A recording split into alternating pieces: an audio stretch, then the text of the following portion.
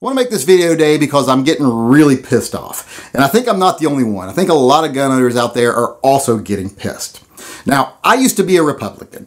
Believe me, I've been a long time Republican. When I was in college, I got a lot of crap for it from my fraternity brothers because I was a Republican. But I was one for most of my adult life up until George Bush was president.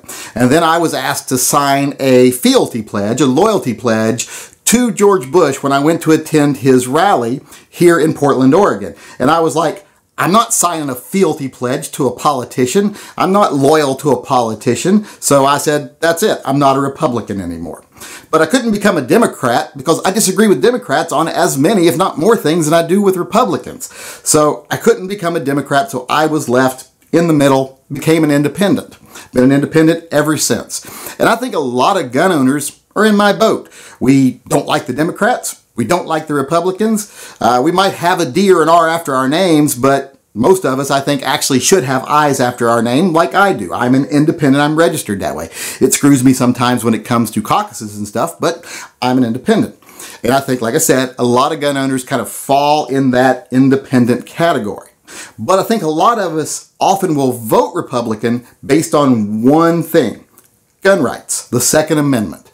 And that's actually a good reason to vote. If you're going to vote on just one topic, the Second Amendment is a good one because that's one of our most important rights. Some people would say it's second only to our free speech, but I say it's actually more important than our free speech because without the second, we'd probably lose the first.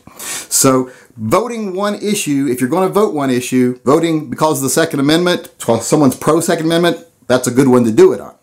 So a lot of us hold our nose and we'll vote for a candidate we wouldn't like any other way, but they're pro-gun. Well, I think it's time for that to stop because the Republicans are in control now, completely, for several months. And, you know, people are saying, well, what's Trump going to do about guns?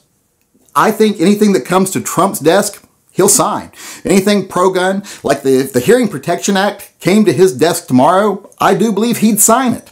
The problem is we've got these career politicians like McConnell and, all those other people like that have no intention of actually advancing a Second Amendment cause because they don't want us to be armed either. They just give us that lip service when it's election time. And I think it's time for us to say, enough with the lip service. It's time to put up or shut up because you're in control now and you could get this stuff through. Like I said, the Hearing Protection Act, stuff like that is already written. National reciprocity, already written and just sitting there waiting to be voted on. And you have a majority in the House, the Senate, and you have the presidency. You could get it through. If every single Democrat screamed no, you could still get it through in a day if you wanted to. And I know people say, oh no, they couldn't. It takes time to do this stuff. Not really.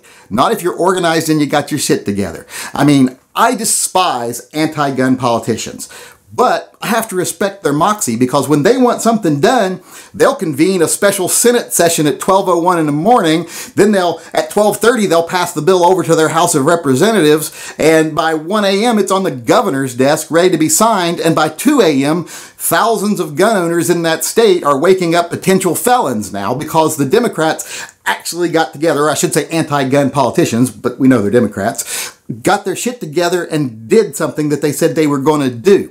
And they did it in a matter of hours. All these things like the New York SAFE Act, all these things like that, they were passed in a day or less usually. And most people didn't even know they were being voted on until after they were already signed by their governors. So it can be done and it can be done quickly. The problem is they don't want to do it. And like I said, it's time for us to say, put up or shut up. Either do something you told us you were going to do, or next election, we're not going to believe your lip service. Maybe we'll have to find a third party. And let's face it, the Republican Party right now is vulnerable to third parties because they couldn't even get a politician nominated to run for president. All their Republican guys got beat by a populist from outside the party. And they can see that. So we need to start being vocal. We need to start calling them, telling them, write them letters every day to every one of our representatives, congressmen, etc. and say, why are you sitting on your hands? You made us a promise. Live up to it. Actually do what you said you were going to do when we voted for you. Because if you don't do it now, then we have no reason to believe that you ever intend to do it, ever. So remember that. When it comes time to vote for you again, Those people that vote on a single issue, and that issue being the Second Amendment, if you don't do something now, when it comes time to vote then, there'll be no reason for them to vote for you at all.